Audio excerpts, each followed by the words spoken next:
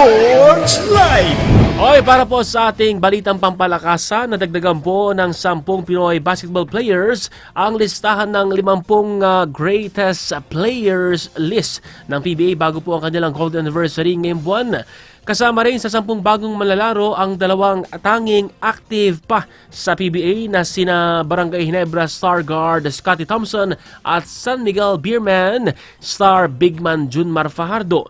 Dagdag pa po sa listahan sina Abe King, Nelson Asayton, Jeffrey Carriaso, Bong Hawkins, Arnie Tuadles, Danny Siegel, Manuel Victorino at Yoyoy Villamin.